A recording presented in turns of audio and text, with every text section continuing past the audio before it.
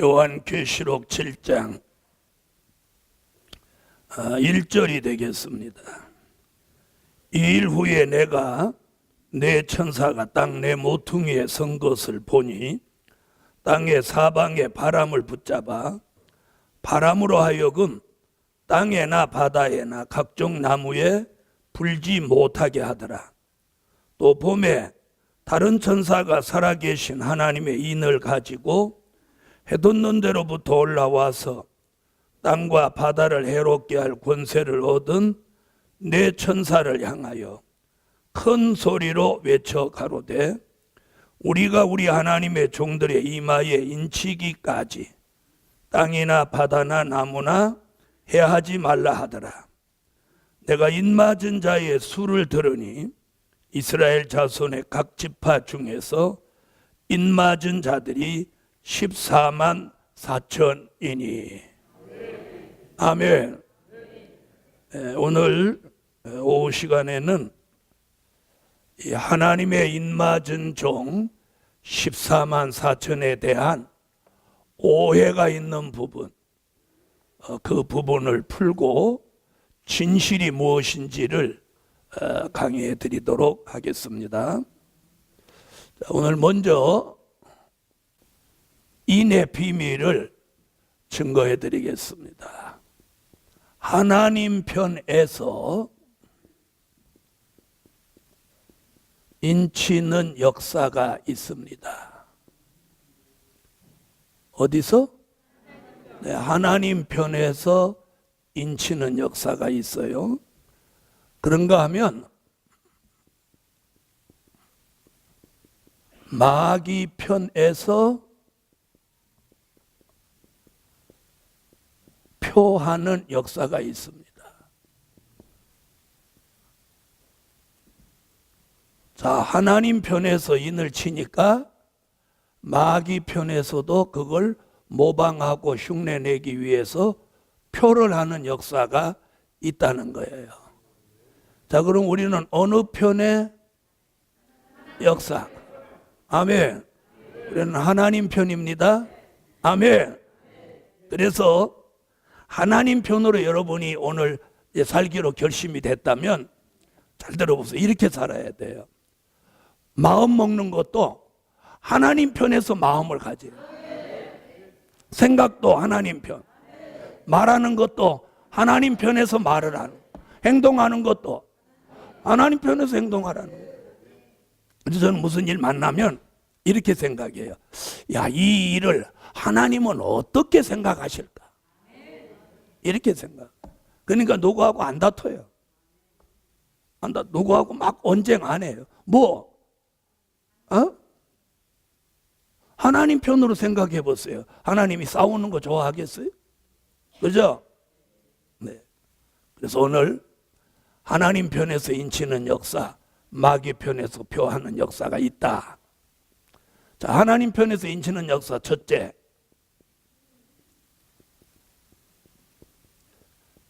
자, 할례로 인을 칩니다. 이걸 할례의 인이라고 합니다. 이는 창세기 17장 9절로 14절에 나오는 말씀이에요. 자, 성경을 찾으면 시간이 많이 가니까 창세기 17장 9절로 14절에 무슨 얘기가 나오냐면 잘 들어보세요. 유대인. 자, 유대인은 누구냐? 아브라함의 자손이죠. 네? 아브라함의 자손. 아브라함의 자손으로 태어난 남자아이는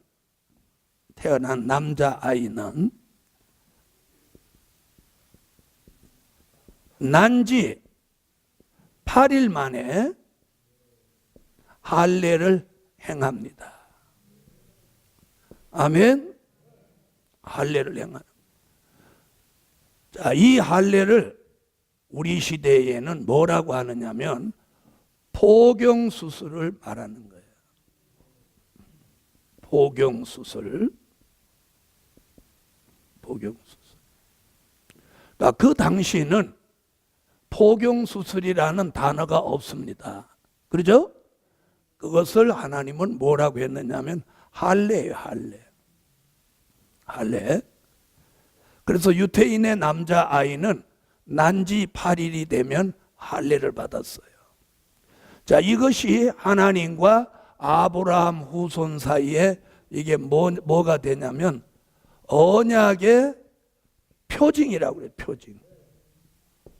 그냥 언약이 아니고 언약의 표징. 성경에 그렇게 나왔어요. 언약의 표징이다.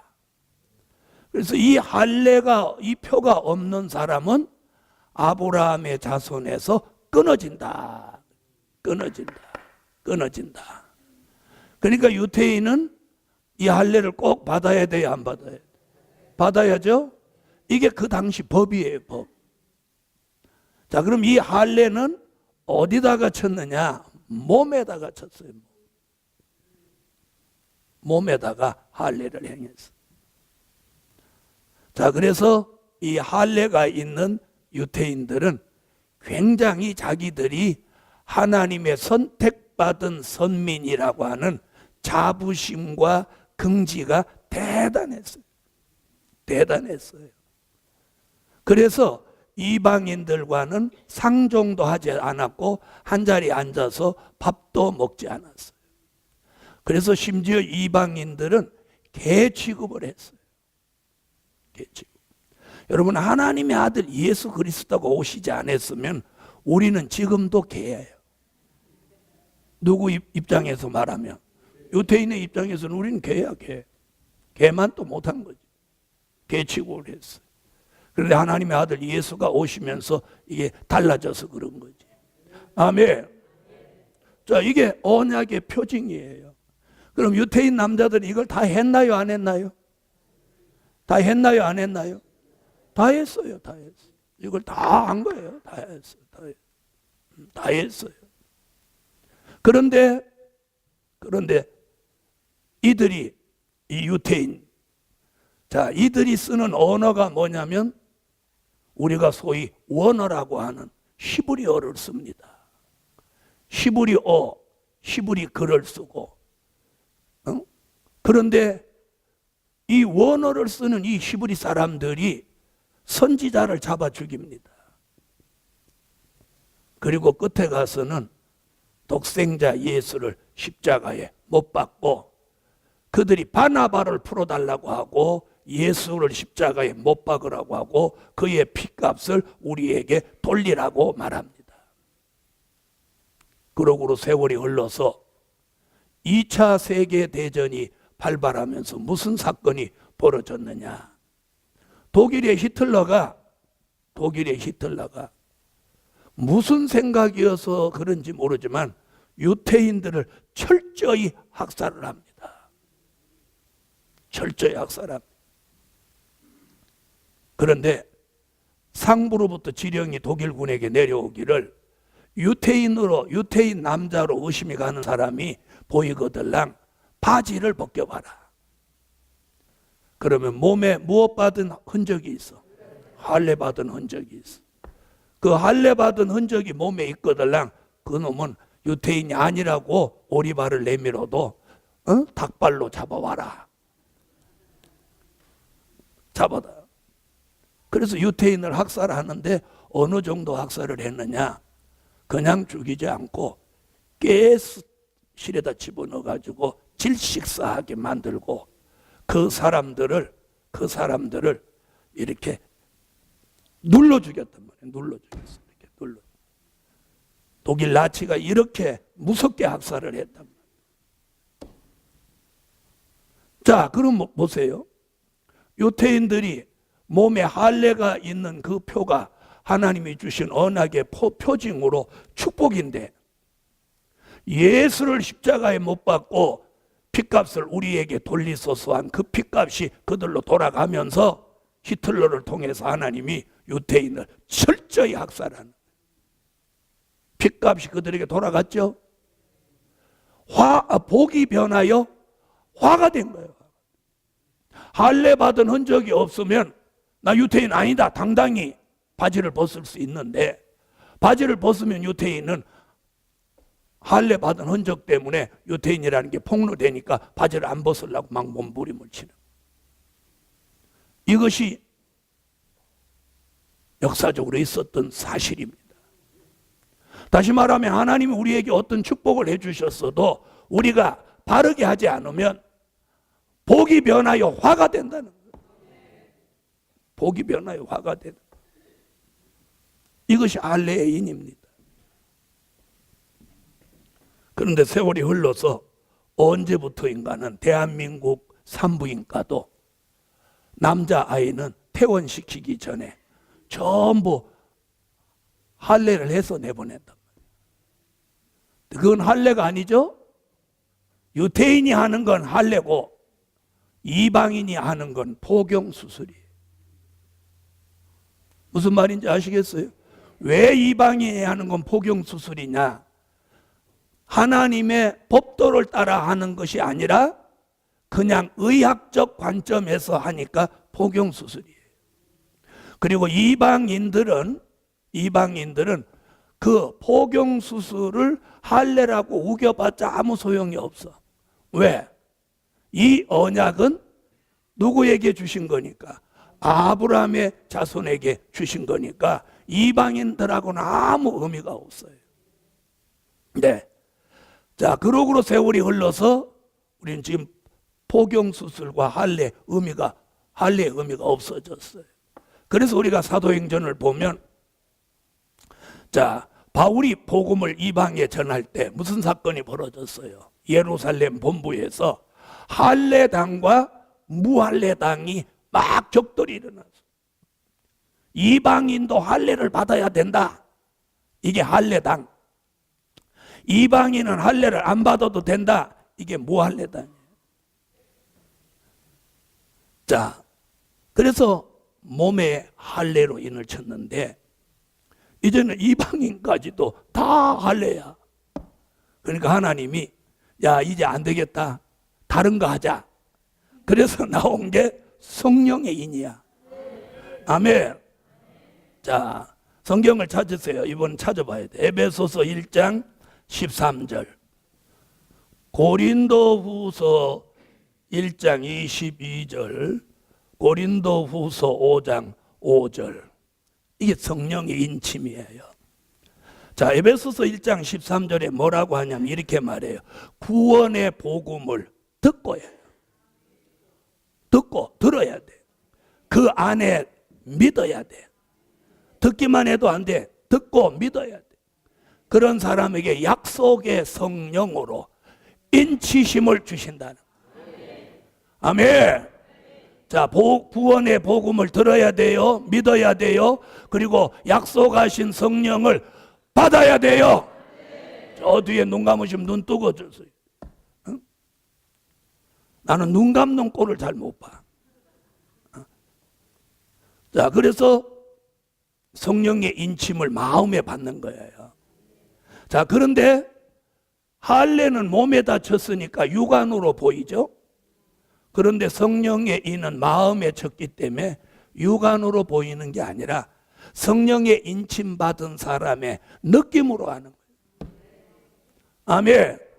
그래서 고린도후서 1장 22절이나 5장 5절에서 성령이 마음에 보증이 된다. 보증. 그러니까 성령이 내게 내주하시는 거예요. 사도행전 2장 1절로 4절 같이 성령이 내 속에 내주하시는 거예요. 성령이 내 속에 내주하시면서 어떤 증거를 주냐? 예수 그리스도가 하나님의 아들로 믿어지는 거예요. 그래서 주는 그리스도시요 살아계신 하나님의 아들이십니다. 이런 고백을 할 수 있는 거예요. 그런 분 아멘 하세요. 그런 사람을 사도 요한이 뭐라고 그러냐면 요한복음 3장 3절로 5절에 물과 성령으로 거듭나라. 뭐라? 이 물은 뭐냐? 세례입니다. 세례. 여기서 말하는 물은 세례예요. 베드로전서 3장 21절에 물은 세례라고 그랬어요. 자, 세례는 뭐라고 했냐면 예수 그리스도를 믿음으로 얻는 구원의 표라고. 또 하면 안 하시는 거예요. 구원의 표요. 선한 양심이 하나님을 향하여 찾아가는 것이다. 이게 세례예요. 세례에 대한 정의가 이거예요. 세례. 자, 그 다음에 성령은 뭐냐면 사도행전 2장 1절로 4절 같이 오순절에 내렸던 그 성령의 역사가 우리 속에 내주하셔야 돼. 성령이 오셨네. 성령이 어째서 안 따라하는 거예요? 자, 다 같이 시작. 성령이 너무 낮아요. 배가 불러서 그렇게 낮은 음이 나오는 거야. 다시. 성령이 오셨네. 성령이 오셨네. 내 주에 보내신 성령이 오셨네. 아멘. 거기까지 성령이 오신 거예요. 그럼 성령이 오시면 성령이 오신 증거가 있죠? 성령이 오신 증거가 뭐냐? 은사야예요. 제일 쉽게 오는 증거가 뭐냐? 방언이에요. 방언. 아멘. 이 방언의 은사가 와서 성령이 오신 증거가 있단 말이에요. 증거가 있는 분 아멘. 성령이 오시는. 어떤 사람 저보고 그래요. 자기는 성령이 오셨는지 안 오셨는지 잘 모르겠다는 거예요. 잘 모르겠다. 그게 말이 돼요? 그런 사람 밥 먹고 나도 밥 먹었는지 안 먹었는지 모르겠다는 사람 똑같은 거죠. 성령이 오시면 증거가 있어요. 네, 그랬더니 그럼 방언은 못하는 사람은 성령이 안 오셨냐? 오순절 쪽에서는 한동안 그런 일이 있었어요. 방언을 못하는 사람은 성령 받지 못했다. 이렇게 말씀하시는 분들도 있었어요. 그런데 고린도전서 12장 4절로 11절에 보면 은사는 여러 가지라고 그래요. 믿음의 은사도 있다고 그랬어요. 방언의 은사도 있고, 방언 못한다고 은사 없는 거 아니에요. 믿음의 은사도 있어요. 믿음의 은사도. 아멘. 그러나 성령이 충만하면 방언은 쉽게 오는 거예요. 쉽게 오는 거예요. 그래서 물과 성령으로 거듭난 표가 마음에 있는 걸 이름하여 성령의 인침이에요. 아멘. 자, 몸에다가 할례로 인을 치는데 다 복용수술하니까 할례의 의미가 사라지니까 하나님이 우리 시대에 성령의 인침을 우리에게 주셨어요. 자, 그러면 할례의 인은 유태인을 중심에 주셨다면 성령의 인침은 이방인을 중심해서 주신 축복이에요. 그래서 유태인은 할례를 자랑하고 이방인인 우리는 성령의 인을 자랑하는 거예요. 누가 더 수준이 있어요? 할례의 인이 수준 높아요? 성령의 인이 수준 높아요? 네. 할례의 인은 모르고도 산부인과 의사가 해줘버려. 그런데 성령의 인치면 그렇게 되는 게 아니에요. 예수를 믿어야 되고 성령이 임재하여야 오는 거예요. 자, 이방인은 뭘 자랑해? 네, 성령의 인침받은 걸 자랑하는 거예요. 자, 그 다음에 오는 게 뭐냐? 오늘 제가 증거하려고 하는 게 하나님의 인이에요. 자, 지난 기독교 2000년사가 이루어 놓은 게 뭐냐면 성령의 인침이에요. 이제 여기서 한 단계 더 나아가자고 이 세미나 하는 목적이 하나님의 입맞은 종 나오라는 거예요. 하나님의 입맞은 종. 그래서 에스겔 선지자도 에스겔서 9장 3절로 6절, 요한계시록 7장 1절로 4절에서 하나님의 인에 대한 이야기를 하고 있어요. 아멘. 자, 하나님의 인은 그럼 어디에 치냐? 이마에 칩니다. 이마. 자, 마음에다가 성령의 인을 치니까 뭐가 생겼느냐? 믿음이 생겼어요. 맞나요? 믿음이 생겼어요. 믿음과 함께 온 게 뭐냐? 담력이 생겼어요. 용기가 생겼어요. 자신감이 생겼어요. 그래서 옛날에 사도들에게 믿음이 오니까 담력도 생겼고 용기도 생겼고 자신감도 생겼고. 아멘 하신 분만 그 은혜 받으세요. 아멘 안 하신 분은 그냥 그렇게 축 처져 있든지 마음대로 해요. 다 같이 믿음, 담력, 용기, 자신감. 저는 이런 하나님의 역사를 주셨어요. 이걸 안 주셨으면 저는 요한계시록을 가지고 이렇게 세미나 못했을 거예요. 겁나서. 자, 오늘 하나님의 인을 이마에 맞는 건 뭐냐? 이는 정신, 사상, 생각, 여기에 변화가 오는 거예요. 혼의 변화가 오는 거예요. 우리가 믿음은 있는데 사상이 온전치 못해가지고 영적 삶을 잘 못 사는 경우가 많아요. 그래서 하나님의 인을 이번엔 어디에 쳐? 이마에 치는 거예요. 그럼 성령의 인침으로 믿음, 담력, 용기, 자신감이 있는 데다가 철저한 사상이 복음주의 사상으로 여기 박히면 이 사람을 당할 자가 없어요. 오늘 그런 종들이 이번 세미나에서 나오기를 예수의 이름으로 축원합니다. 아멘. 그러면 하나님의 인이라는 게 뭐냐 이거예요. 뭐냐? 하나님의 인이 뭐냐? 잘 들으세요. 가장 초보적으로 얘기하면 하나님의 도장을 이마에 찍었다 이거예요. 에? 아주 어린아이 수준으로 표현하면. 자, 그럼 다 같이 좌우양으로 옆에 분 이마를 다 같이 한번 보세요. 도장 찍혔어요? 안 찍혔어요? 찍혔어요? 언제 찍었어요? 진짜 거짓말 잘하네요. 지금 인에 대한 얘기 지금 하는데 벌써 찍혔대 글쎄. 자, 요 인 얘기가 어디 나오냐면 계시록 14장 1절에 또 얘기가 나와요. 자, 어린 양이 시온산에 섰고 그와 함께 14만 4천이 섰는데 그 이마에 어린 양의 이름과 아버지의 이름 쓴 것이 있도다. 이게 하나님의 인이에요. 그러니까 예수님의 이름과 아버지의 이름을 요 이마에다 쓰는 거예요. 그게 뭐다? 하나님의 인이다. 하나님의 인이다. 아멘. 자, 그러면 제가 조금 이제 수준 있는 말씀으로 하면 하나님의 인이란 예수 그리스도의 형상을 이룬 종입니다. 하나님의 인이 뭐냐?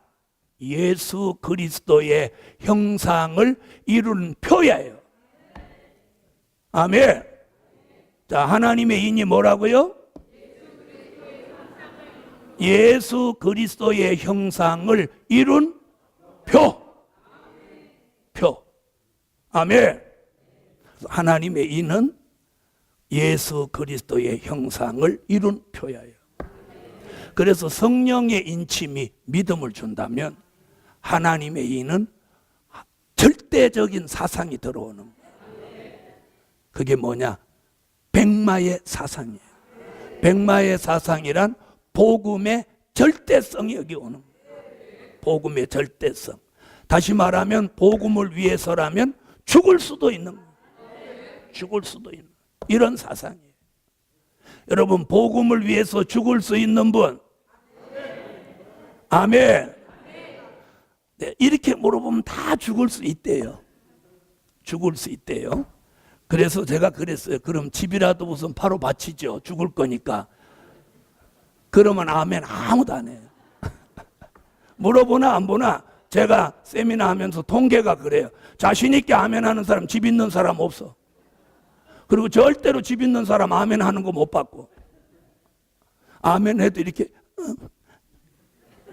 이렇게 하고 슬슬 웃으면서 이거 얼버무리는 거예요. 하나님의 인. 자, 이럴 때 마귀도 이제 표를 하려고 그래요. 그런데 하나님의 인을 맞으면 에스겔서 9장 3절로 6절이나 요한계시록 9장 4절에 보면 어떤 피해도 받지 않습니다. 다 같이 받아합시다. 하나님의 인 맞은 종 어떤 피해도 받지 않는다. 아멘. 하나님의 인 맞은 종 어떤 피해도 받지 않아. 할렐루야. 자, 그럼 이제 마귀도 표를 하는데,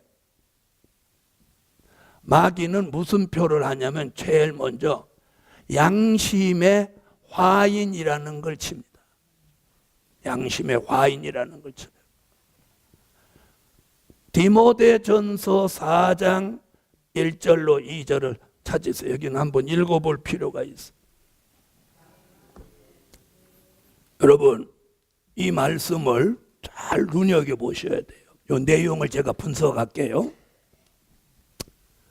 후일에 어떤 사람들이 믿음에서 떠나 무엇을 받아? 미혹해하는 영과 미혹해하는 영과 귀신의 가르침을 쫓는다. 그러므로 양심에 모험 맞고 양심에 화인 맞고 외식함으로 거짓말하는 자들이다. 잘 보세요. 오늘 저도 여러분도 여기에 해당되면 안 돼요. 여러분, 바울이 뭐라고 그랬느냐면 디모데에게 보낸 편지 내용에서 먼 훗날 많은 사람들이 믿음에서 떠난다는 거예요. 믿음에서 떠나. 그래서 우리 시대에 지금 유행되는 언어가 뭔지 아세요? 가나안 교인이에요.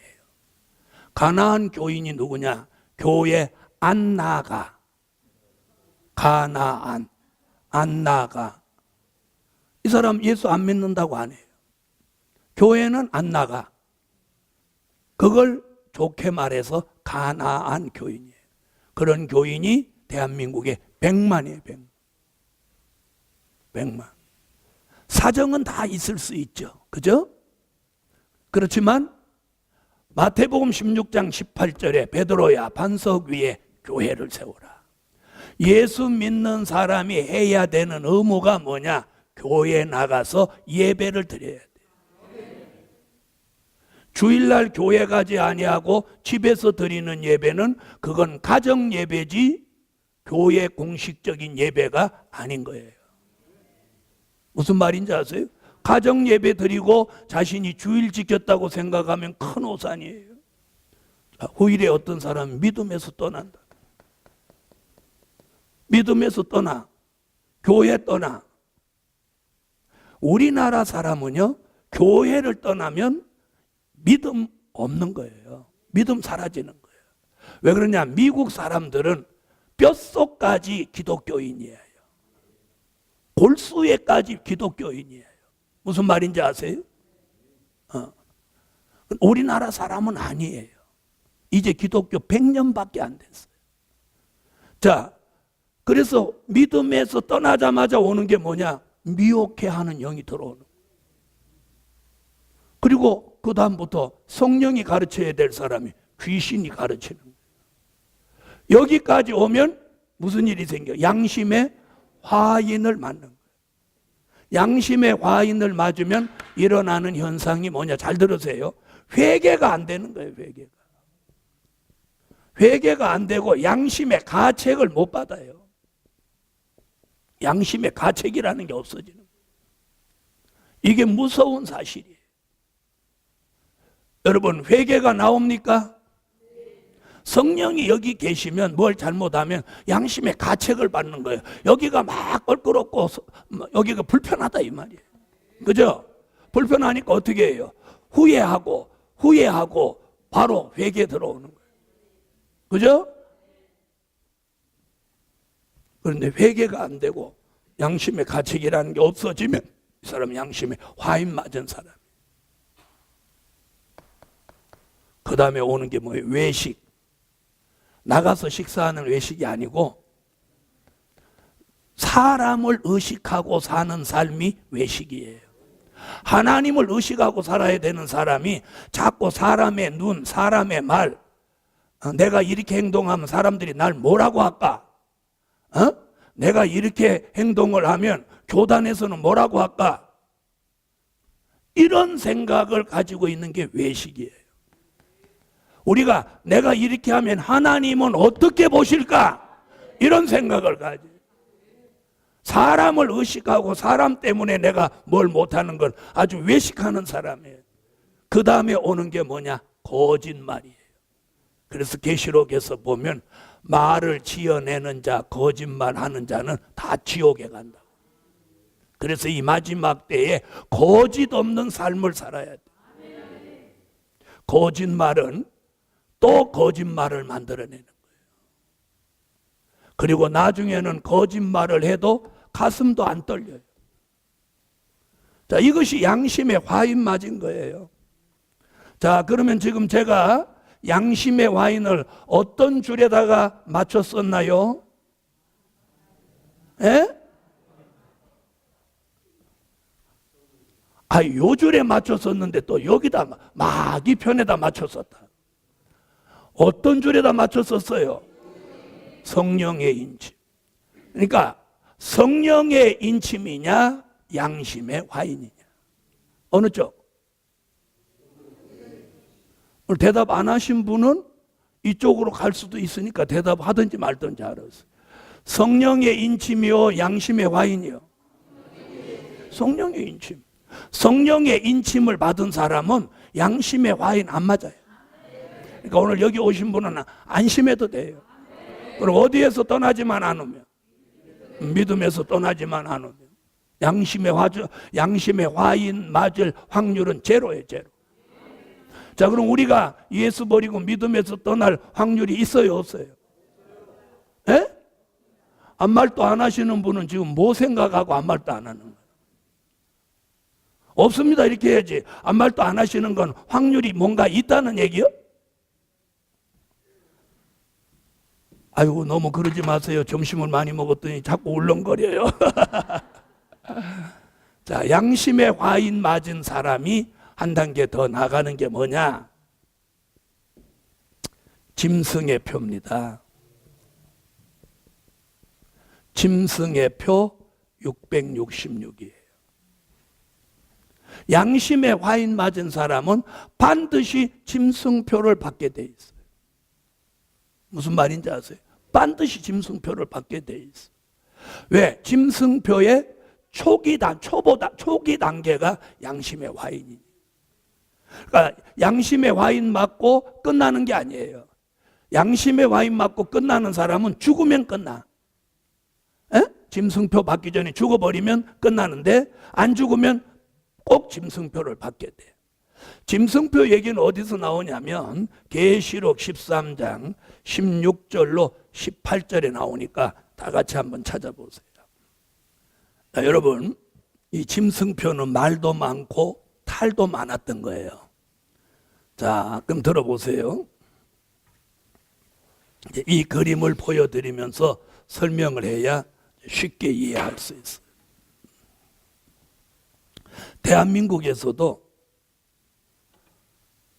대한민국이 제일 영향을 많이 받는 나라가 어디라고 생각하세요? 에? 어디요? 그냥 틀려도 괜찮아요. 그냥 얘기해요. 어디? 미국이에요, 미국. 자, 미국에서 바코드가 최초로 나왔어요. 바코드 아시죠? 막대 그림표 같이 해놓은 거. 그게 한국에 전달되면서 한국에 있는 어떤 목사님이 그걸 짐승표라고 막 그래요. 그랬는데 지금 바코드가 찬송가에도 찍혀나와, 성경에도 찍혀나와. 그럼 짐승표 아니죠? 근데 요즘 한 3년 전부터 이제 짐승표가 또 등장했는데 미국에서 베리칩이라는 게 나왔어. 그래 뭐 팔뚝에다가 이제 베리칩을 꽂고 뭐 그런다. 그것이 지금 한국에 와서 명동에 나가면 천막 쳐놓고 은퇴하신 목사님들이 고성능 마이크로 베리칩이 짐승표라고 굉장해 지금. 여러분, 그 베리칩 짐승표 아닙니다. 저는 바코드가 나와서 짐승표라고 하고 그럴 때 아니라고 제가 그랬어요. 짐승표가 왜 아니냐? 지금은 짐승표를 치는 시대가 아니에요. 지금은 양심의 화인을 치는 시대. 짐승표는 언제 치냐? 여기서 치는 거예요. 예수 재림 후 중동 전쟁 끝나고 8째 왕 러시아가 세계의 패권을 잡고 거짓 선지자가 공산주의 앞잡이가 돼가지고 하늘로 불을 끌어내리고 우상에게 생기를 주어 말하게 하고 우상에게 경배하게 하는 시대. 그때의 모든 사람 이마와 오른손에다가 짐승의 표 666을 치게 하는 거예요. 그러므로 여러분, 베리칩은 짐승표가 될 수 없습니다. 벌써 베리칩이 나온 지가 3, 4년 됐어요. 그럼 들어보세요. 만약에 베리칩이 짐승표라면 잘 들어봐요. 이 수정통치 시대, 짐승표가 통용되는 시대가 3년 반이에요. 그러면 그 짐승표가 지금 벌써 4년 더 됐거든요. 그러면 들어보세요. 그럼 이미 수정통치 시대 끝난 거죠? 에? 짐승표는 그런 게 아니에요. 수정통치 시대를 단일 통치로 지배하기 위해서 만들어내는 게 짐승표예요. 그러니까 어떻게 해야 돼요? 빠른 시일 내에 최소한도 일주일 안에 전 세계 사람이 짐승표를 다 받는 거예요. 그래야 세계 사람을 빠른 시일 내에 통치할 거 아니에요? 맞죠? 이래서 우리나라 사람이 단순한 건 어느 쪽에 단순해야 되냐? 하나님 앞에는 단순하라는 거예요. 은혜 못 받는 사람들이 왜 못 받는지 알아요? 여러분, 머리가 좋아서 공부 잘해서 3개국 이상 말 잘하는 사람 몇 사람 빼놓고는 예수 잘 안 믿어요. 그래서 예수님의 제자들이 다 단순하고 무식한 사람들이 내가 예수다 그러니까 아멘 믿습니다 이렇게 하고 사도 된 거예요.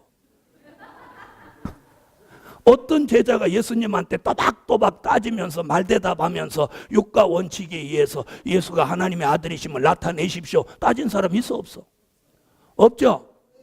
베드로가 네가 나를 따라오라 나 그러면 네가 사람을 낚는 어부를 만들리라 그러니까 배와 꿈을 다 때려치우고 그냥 따른 거예요.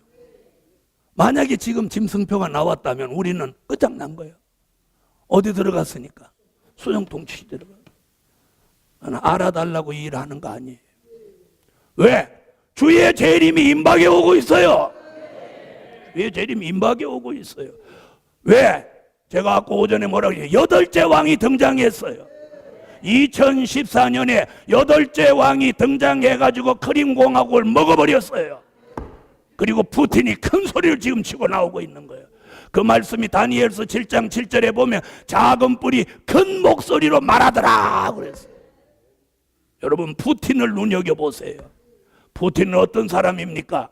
러시아 대통령이 돼갖고 연임해먹고 물러서서 총리로 있으면서 자기 제자를 대통령 만들고 러시아의 헌법을 개정해갖고 대통령 임기를 6년 연임제로 만드는 사람.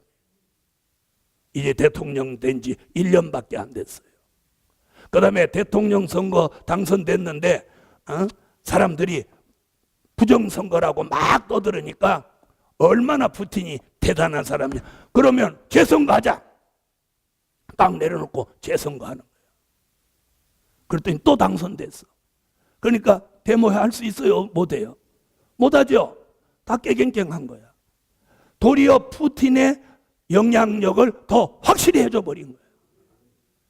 이번에 크림공화국을 전 세계가 반대하는데 친러시아 사람들은 푸틴을 지지하는데 86.2%가 푸틴을 지지해요. 푸틴을 지지해요. 그게 뭘 의미하는지 아십니까? 푸틴에게다 막 힘을 실어주는 거예요.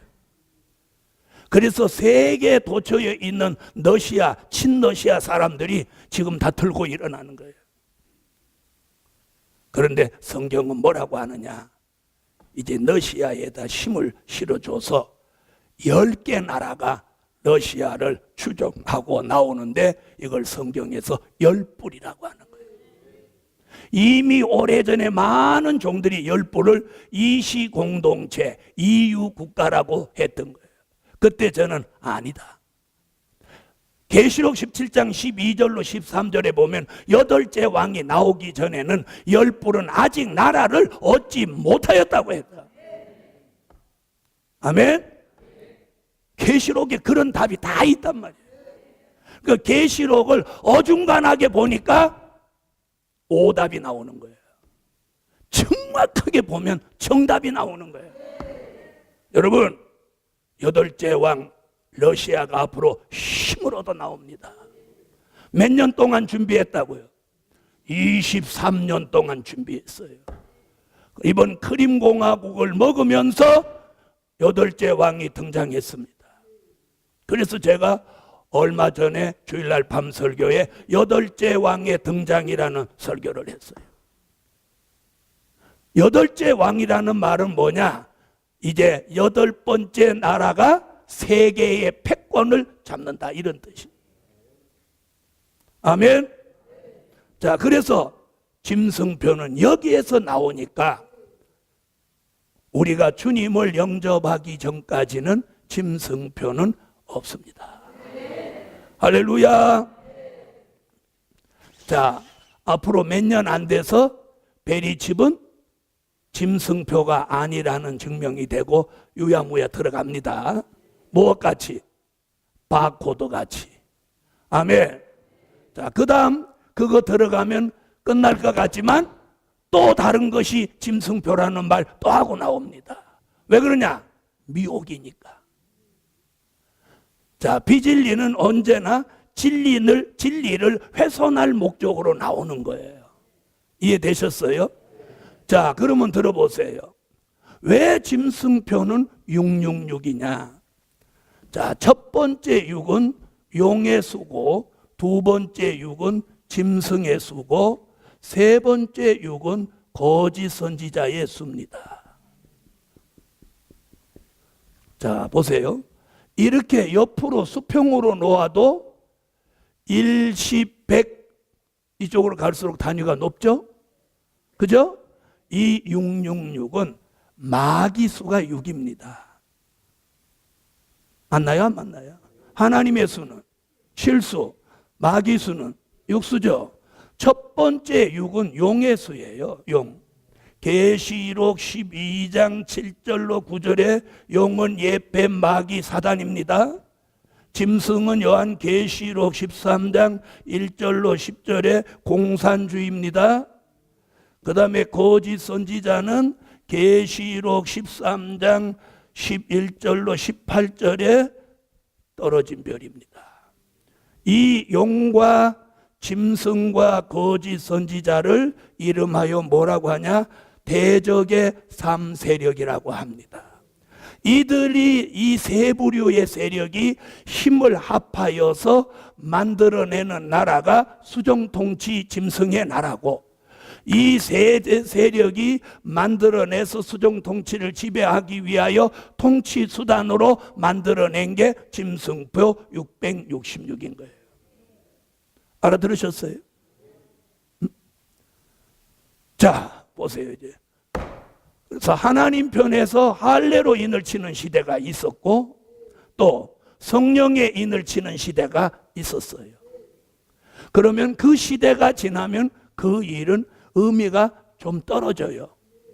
자, 그럼 들어보세요. 지난 2000년 동안 성령의 인을 쳤어요. 그러다 보니까 전 세계에 예수 믿는 사람이 무지 많아졌죠. 이제는 안 믿는 사람도 예수 모르는 사람 없어요. 예수를 몰라서 안 믿는 게 아니라 예수를 믿어지지 않아서 안 믿는 거예요. 제 말이 맞나요? 안 맞나요? 맞죠? 예수를 몰라서 안 믿던 시대는 지나갔어요. 예수를 알아도 안 믿는 거예요. 자, 그리고 앞으로는 안 믿는 사람 예수 믿게 전도하는 일은 대한민국에서는 이제 제로에 가까워요.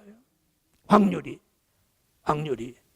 그래서 여러분이 개척해가지고 전도해 보십시오. 안 돼요. 제가 아는 사람 10년째 혼자 있어요. 10년째. 그러니까 혼자 10년 이렇게 오면 어떻게 되냐? 자기가 죽어, 자기가 죽어. 자기가 죽는 거야. 자, 주의 종이요. 성도들이 있어야 성도들 때문에 새벽 기도도 나가고, 그죠? 성경도 보고 설교도 준비하고. 왜? 고나마 있는 사람들 내가 설교 잘못하면 다른 데로 갈 수도 있으니까 막 애를 쓰는 거예요. 세미나도 와보고. 그런데 교인 한 명도 없어.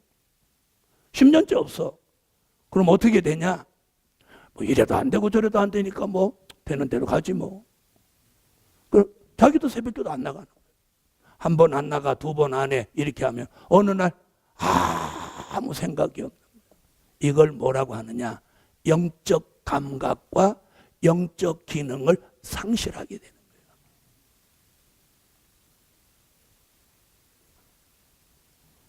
거예요. 자, 여기서 우리가 깨어나야 돼요. 아멘. 그래서 성령의 인을 치는 시대가 지금도 있지만 하나님의 인을 치는 시대로 전환이 돼서 지금은 하나님의 인을 맞아야 돼요. 할렐루야. 그런 종을 하나님이 쓰시는 거예요. 그럼 내가 하나님의 인을 맡고 싶어서 맞냐?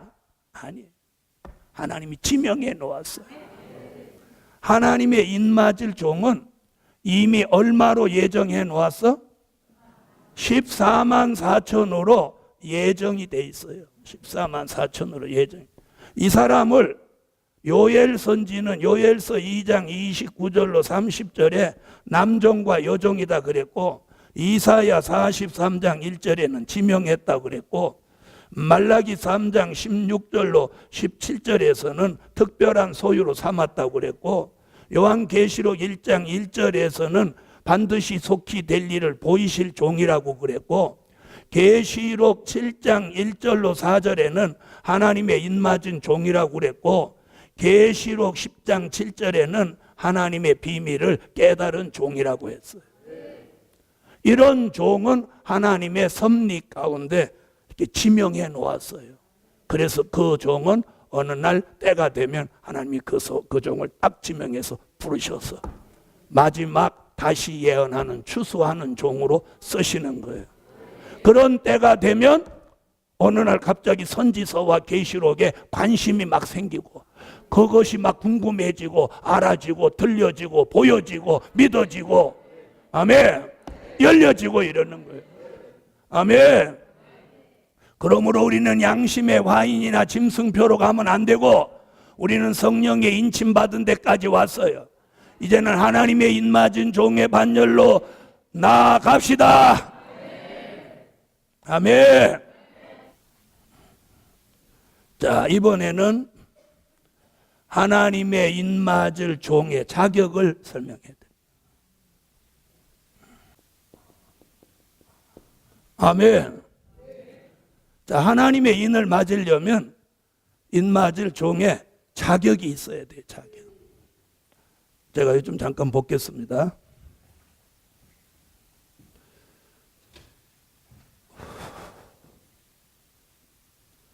자, 첫째는 하나님의 인을 맞으려면 필수적으로 꼭 해야 되는 게 뭐냐면 성령의 인침을 받아야 돼요.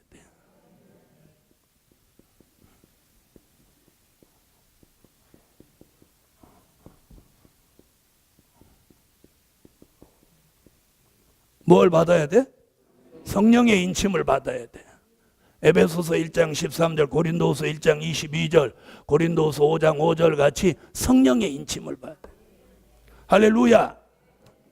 자, 그 다음에 성령의 인침을 받은 사람은 그 다음에 어떻게 해야 되냐면 반드시 속히 될 일을 깨달아야 돼요.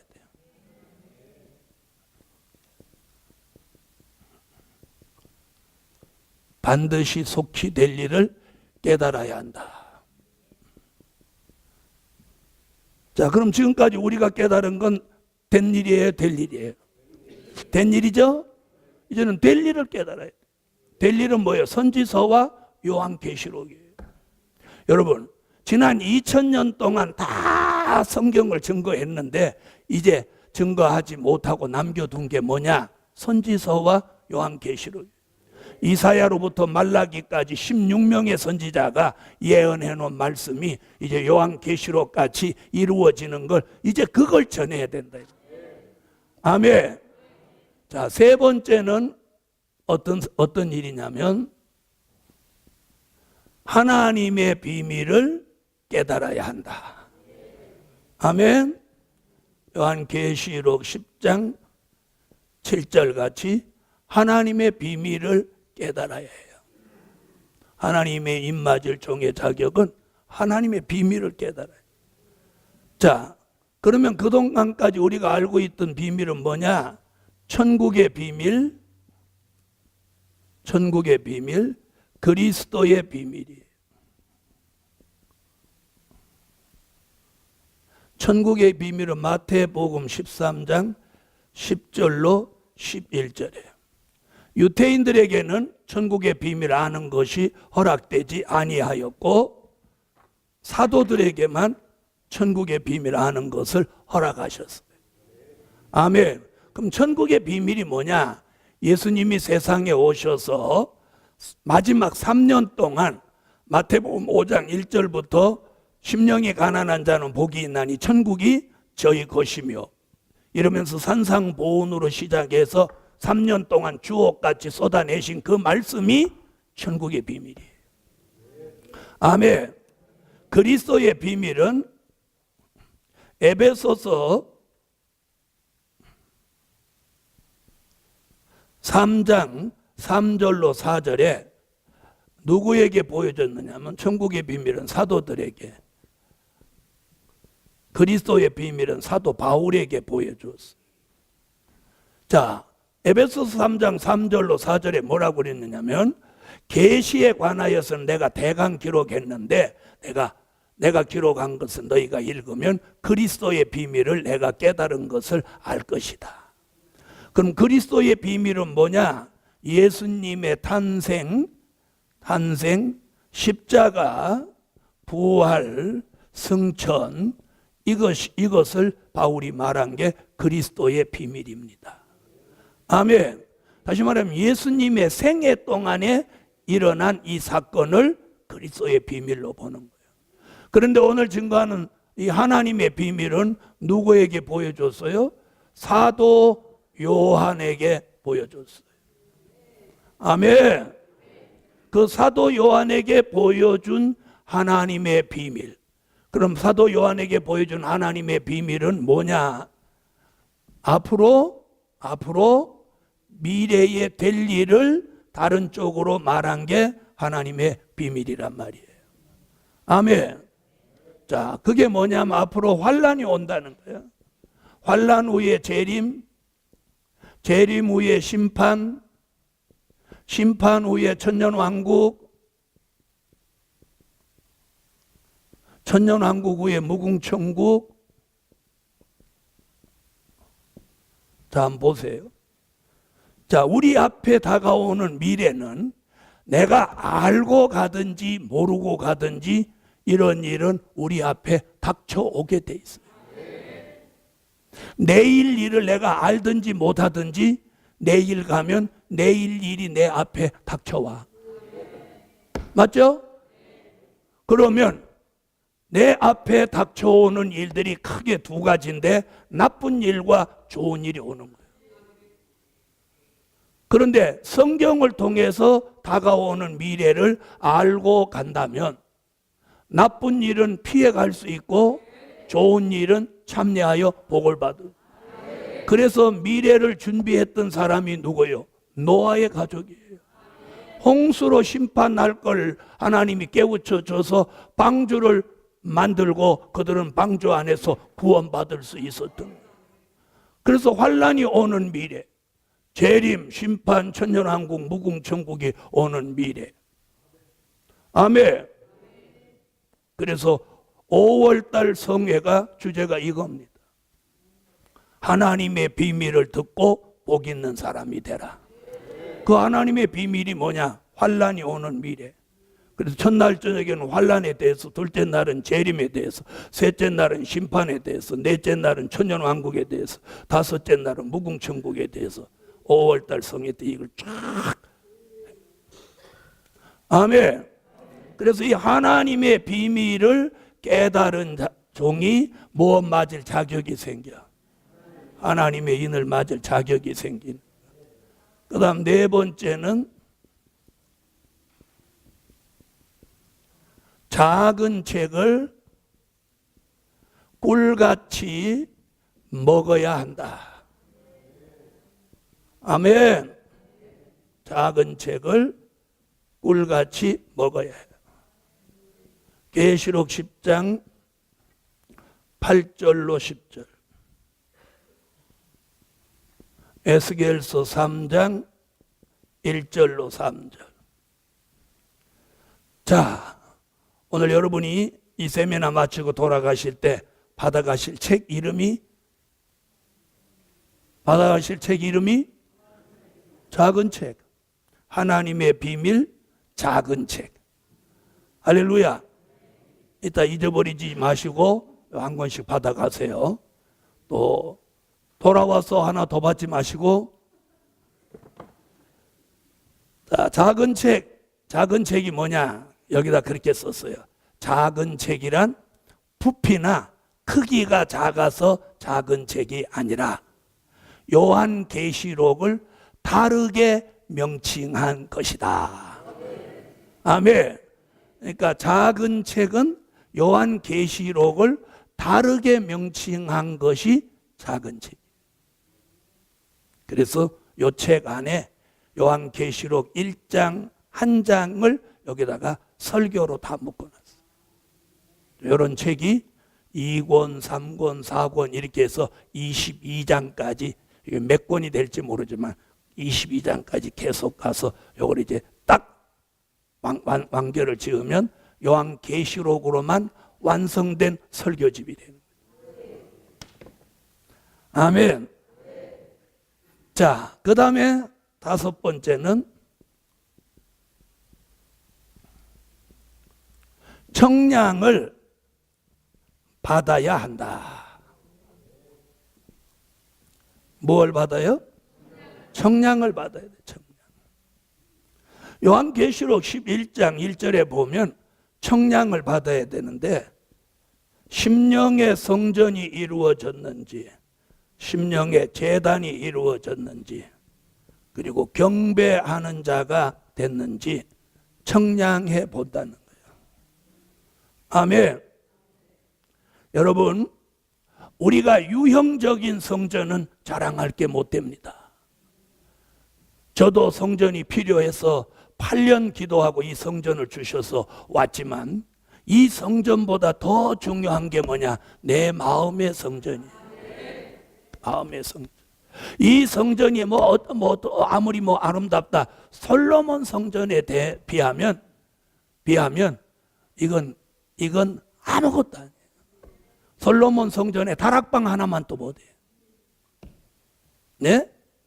그런데 그 솔로몬 성전, 히브리 민족의 상징적이며 히브리 민족의 대단한 자존심인데, 하나님이 그 하나님의 성전을 무너뜨리고, 솔로몬 성전을 짓고 그날 낙성식 하던 그 시간에 어떠했습니까? 히브리 민족의 제사장들이 총동원돼 가지고 몇 날 며칠을 하나님 앞에 번제를 올렸습니다. 그래서 일천번제라는 말이 그때서부터 나오게 됐는데, 솔로몬이 1000번제 정도가 아니라 몇만 번제를 올렸습니다. 제사장들이 하루 종일 드리는데, 법궤가 성전 안으로 들어오는데 여호와의 영광에 성전이 그래서 제사장들이 섬길 수 없을 정도로 성전이 충만했어요. 그렇게 충만한 성전인데도 하나님이 얼마나 기뻐하셨어요. 그런데 그들이 우상을 섬기고 바알 신을 따라가고 하나님을 경외치 않으니까 하나님이 바벨론 군대를 불러들여갖고 성전에 돌 하나 남지 않게 깡그리 무너뜨리고 야긴과 보아스라는 그 이름 붙은 기둥을 조각조각 노조각을 만들어서 바벨론으로 실어가고 예루살렘에 있는 그 기명을 다 금은 보석으로 만들어진 금은으로 만들어진 그 그릇들을 바벨론 다 실어가 버리고 이스라엘은 깡그리 무너졌어요. 그리고 그 성전터에 아무것도 하지 못하도록 70년을 황폐하도록 만들었어요. 지금 대한민국 교회가 마치 솔로몬 성전 무너지던 그때와 똑같은 환경을 맞이했다는 거 여러분 잊지 마십시오. 유형적인 성전이 문제 아닙니다. 여기에 성전이 있어야 돼요. 그래서 성전이 뭡니까? 고린도전서 3장 16절에 네 몸이 하나님의 전이다. 심령의 성전이 있는지 그걸 청량한다는 거예요. 여러분 여기 성전이 있는 사람이 어떻게 남을 험담할 수 있고 남을 깨물을 수 있겠습니까? 남을 비방할 수 있겠습니까? 여기 성전이 있는 사람이 어떻게 남을 고소할 수 있겠습니까? 심령의 성전이 있으면 찬양이 올라옵니다. 감사가 올라옵니다. 할렐루야. 자, 제단이 뭐냐? 이사야 19장 19절로 20절에 뭐라고 하느냐면 애굽 땅 중앙 제단, 찬양이 올라오는 제단, 감사가 올라오는 제단, 예배 드릴 마음이 끌어올라오는 제단이 여기 이루어요. 옛날 성전 안에는 제사 드리는 제단이 있었죠. 경배하는 자는 누구냐? 옛날에는 제사장 같은 사람입니다. 이사야 11장 2절로 3절에 여호와를 경외함으로 즐거움을 삼는 자. 사랑하는 하나님의 사람들이여, 교인이 없고 있고를 떠나서 저와 여러분에게 이 말씀이 들려진다면 여러분이 찬양이 나와야 돼요. 찬양이 나와야 돼요. 찬양이 나와야 돼요. 찬양이 나와요. 여러분 교인 안 모이면 야, 교인 모일라는가 보다 이렇게 생각을 해야 돼요. 따라서요. 교인이 안 모이면 교인 진짜 많이 모일라는 겁니다. 그리고 물질로 어려우면 큰 물질 주실라는 겁니다. 성전이 없으면 큰 성전 주실라는 겁니다. 저는 항상 그렇게 살아요. 자, 이 14만 4천은 영적 수냐, 상징이냐, 실제 수냐, 이게 우리에게 지금 가장 큰 이슈입니다. 이슈. 자, 영적이라는 사람, 상징이라는 사람, 실제라는 사람. 그런데 영적 상징이 대체적이고 실제 수라는 사람은 거의 없습니다. 여러분, 14만 4천은 실제 수입니다. 자, 그러면 실제 수라고 우기는 게 아니라 성경적 근거를 가지고 합니다. 계시록 7장 4절부터 8절 사이에 한 지파가 1만 2천, 12지파 입고로 14만 4천. 이는 똑 떨어지는 수학 공식입니다. 이래도 사람들이 승복을 안 합니다. 그런데 하나님이, 주님이 얼마나 전능하시냐면 여기서는 7장에서는 이렇게만 얘기를 하고 14만 4천이 실제 수라는 증명을 14장에 가서 합니다. 요한계시록 14장 1절로 5절에 가서 하는데 잘 보세요. 1절에서 뭐라고 하느냐면 어린 양이 시온산에 섰고, 그러면 예수님이 지상에 오신 거죠? 오신 거죠? 그와 함께 14만 4천이 섰는데 보세요. 오늘 이 공부를 잘 하셔야 누구한테 만나도 답변을 잘 하시는 거예요. 그와 함께라는 말이 뭐예요? 함께. 실제 존재하지 않고는 함께라는 용어를 쓸 수 없어. 맞나요? 맞나요? 저와 여러분이 함께. 그죠? 그 다음에 섰는데 뭐가 없으면 설 수 없어. 다리가 있다는 거죠. 섰는데, 함께 섰는데. 자, 그 다음에 3절에 뭐라고 하느냐면 새 노래를 부르니 14만 4천인 14만 4천인 밖에는 새 노래를 배울 자 없더라. 배울 자. 자, 그러면 새 노래를 부른다는 건 입이 있어야 부르죠? 그러죠? 그럼 실제 존재하지 않는 사람이 노래를 부를 수 있나요? 없나요? 부를 수 있어요? 없어요? 없죠? 부르니 14만 4천 인 밖에는 배울 자. 노래를 배우려면 뭐가 있어야 돼? 에? 인이 있어야 돼? 정신이 있어야지. 치매 걸린 사람이 노래 배워줘? 정신이 있는 사람이 노래가 배워지는 거죠. 그죠? 자, 그 다음에 4절에 뭐라고, 14장 4절에 뭐냐면, 이 사람들은, 아멘 안 하시네. 14만 4천 얘기를 쭉 하다가 뭐라고 그래요? 이 사람들은. 아멘. 여자로 더불어 더럽히지 아니하고 정절이 있는 자라. 존재하는 사람이라야 정절 얘기를 논할 수 있지. 어린 양이 어디로 인도하든지 따라가는 자며, 있지도 않은 사람을 어떻게 인도하겠어? 그죠? 존재하니까 인도하지. 또 존재하니까 따라가지. 어린 양이 어디로 인도하든지 따라가는 자며, 사람 가운데 구속을 받아 처음 익은 열매로. 구속받았다는 게 뭐예요? 어린 양 보혈의 피로 속죄받았어. 존재하지 않는 사람이 속죄를 어떻게 받겠나요? 구속을 받아.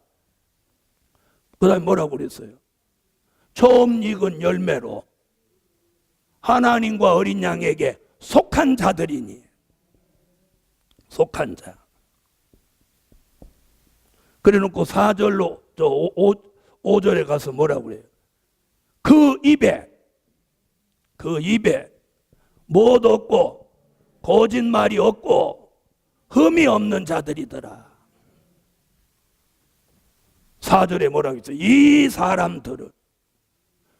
사람들은 오늘 여기 모이신 종들은 실제 수죠. 이런데도 영적이다, 상징이다, 그렇게 하는 이유가 어디 있느냐? 14만 4천을 자꾸 구원받을 사람의 수로 보기 때문에 그런 거예요. 70억 분에 어떻게 이렇게만 구원받는단 말이냐? 에? 한국만 해도 몇백만인데. 그런데 아까 그랬죠. 구원받을 사람의 수는 계시록 7장 9절로 14절 능히 셀 수 없다고. 하나님의 인맞은 종은 구원받을 종들의 수가 아니에요. 이게 오해예요, 오해.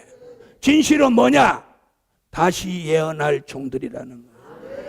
그래서 이 하나님의 인맞은 종 14만 4천은 물론 구원도 받지만 구원받을 종들의 수가 아니라 예수의 재림을 앞두고 3년 반 1260일 42달 동안 전 세계를 회개시키기 위해서 쓰시는 종의 수예요. 그리고 그 종들의 외침을 통해서 계시록 7장 9절로 14절 같이 능히 셀 수 없는 무리가 환난 가운데 나와서 예비처로 들어가 영육 구원을 받게 되는 거예요. 이게 진실이에요. 오해는 14만 4천만 구원받는다고 말하는 게 오해. 진실은 구원받을 사람의 수가 아니라 다시 예언할 종들의 수다. 여러분, 초림의 주가 오실 때 세례 요한을 통해서 예수님 오시는 걸 전파하며 회개를 외쳤어요. 재림의 주가 오실 때도 바로 세례 요한 같이 다시 예언하는 종들이 나와서 전 세계 회개를 외치는 거예요. 아멘. 이것이 오늘 요한계시록에서 증명하고 있는 말씀이에요.